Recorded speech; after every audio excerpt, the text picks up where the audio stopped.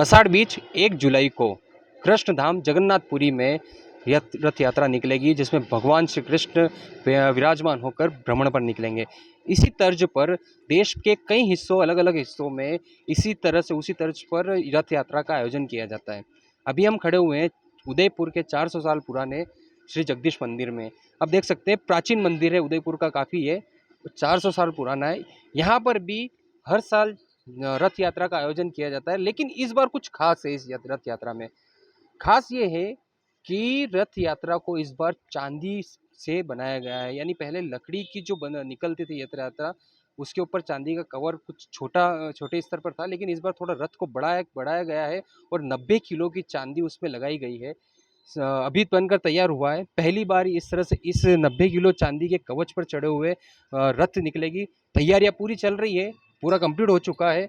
अब देख सकते हैं इस ये सिंहासन है, सिंहासन के पीछे वाला भाग है जिस पर पेंटिंग की जा रही है, और इसके अलावा अलग अलग पार्ट्स है। और इस बार क्या नयापन रहेगा और किस तरह से ये रथ यात्रा निकलेगी, हमारे साथ में उदयपुर रथ यात्रा समिति के अध्यक्ष है राजेंद्र सर।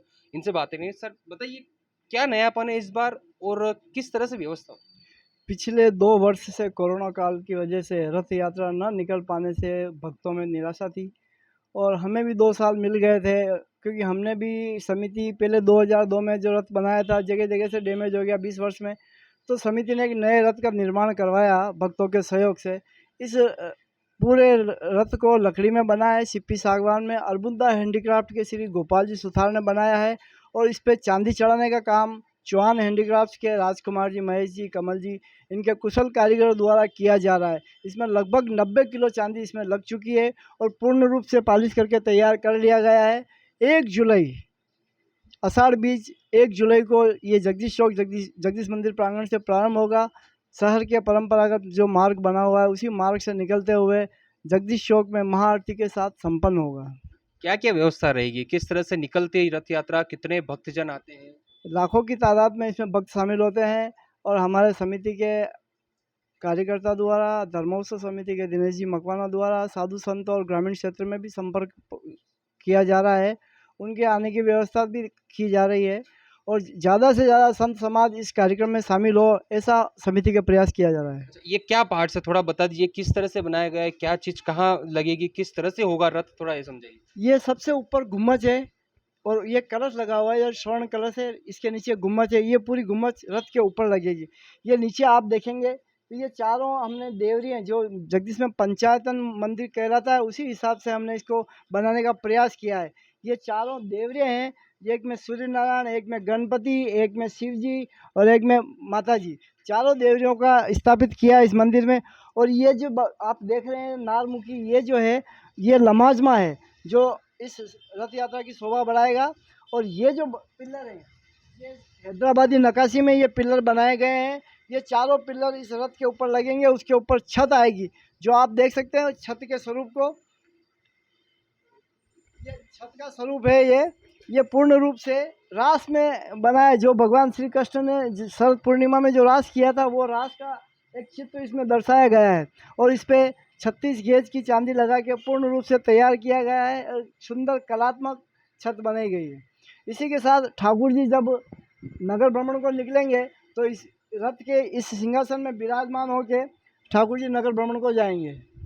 इसके अलावा और कौन कौन से पार्ट है? ये जो पीछे पड़ा हुआ है इसको क्या बोलते हैं? ये जो पूरा चांदी का बहुत खूबसूरत बना हुआ इसको हम मरकाट बोलते हैं। ये पहियों के ऊपर लगेगा, जो किसी भी अनहोनी या कोई घटना ना घटे, सुरक्षा की दृष्टि से पूर्ण रूप से बनाया गया और ये सुंदर और कलात्मक रूप से बनाया गया है।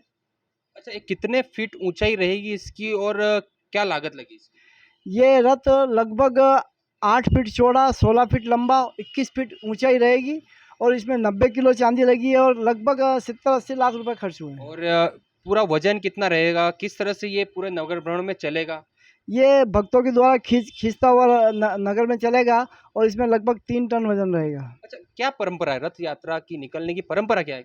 ऐसी मान्यता है कि जेठ पूर्णिमा के दिन जब गर्मी लगती है, भगवान जगदीश खुले में स्नान करते हैं, तब वो अस्वस्थ हो जाते हैं, सर्दी जुकाम हो जाता है, तो वो 15 दिन आराम करते हैं।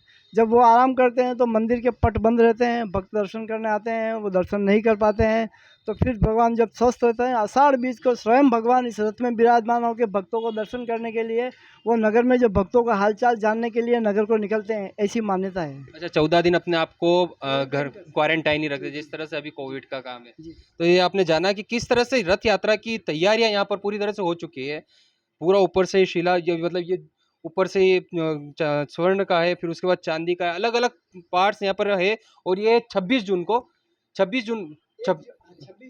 जून को नीचे प्रांगण में पूरी तरह से जॉइंट होकर पूरा रथ पूरा तैयार होकर वहां पर भक्तों के दर्शन के लिए रखा जाएगा। और 1 जून को दोपहर को यहाँ से रथ यात्रा के लिए, नगर भ्रमण के लिए श्री कृष्ण निकलेंगे। ये भी बता दें कि इस भ्रमण के साथ साथ अंदर जगदीश मंदिर के प्रांगण में भी भ्रमण किया जाता है। वो भी हम रथ, आपको छोटा रथ बताते हैं जो काफी पुराना है और जो पहले होता था वही आपको दिखाने जा रहे हैं हम। रथ के बारे में आपने जाना। अब ये ही है भगवान श्री कृष्ण की मूर्त जो उस रथ में विराजमान होकर बाद में नगर भ्रमण को निकलेगी। सर से पूछेंगे हम, सर मूर्ति के बारे में थोड़ा बताइए, क्या है? 1 जुलाई को निकलने वाली रथ यात्रा के लिए यही प्रतिमा उस रथ में विराजमान होगी। और इस प्रतिमा का मूर्तिकार श्री बंसीलाल जी ने बनाया। और इस मूर्ति को बनाने में श्री रथ समिति के अध्यक्ष गिरिराज जी जिनकर ने इसको योगदान दिया है। और इस मूर्ति, ये चल मूर्ति है, इसको हम गर्भगृह में पधराएंगे, वहाँ से भोग वगैरह श्रृंगार कराने के बाद रथ में विराजमान होकर नगर भ्रमण को निकलेगी और भक्तों को दर्शन देंगे। मूर्ति को देखने पे आपको लग रहा होगा पत्थर की बनी होगी, लेकिन ये मूर्त राजेंद्र ने बताया कि पूरी लकड़ी से बनी हुई है। ये तीनों मूर्तियां जो पास में भी पड़ी हुई है, जगन्नाथ स्वामी, महालक्ष्मी जी और दाणेराज जी, ये तीनों मूर्तियां हैं जो लकड़ी में बनी हुई है। सवारी निकलेगी 1 जुलाई को, हाथी घोड़े रहेंगे, लाखों की संख्या में भक्तगण आएंगे और भगवान श्री कृष्ण का दर्शन प्राप्त करेंगे। एबीपी न्यूज़ से विपिन सोलंकी, उदयपुर।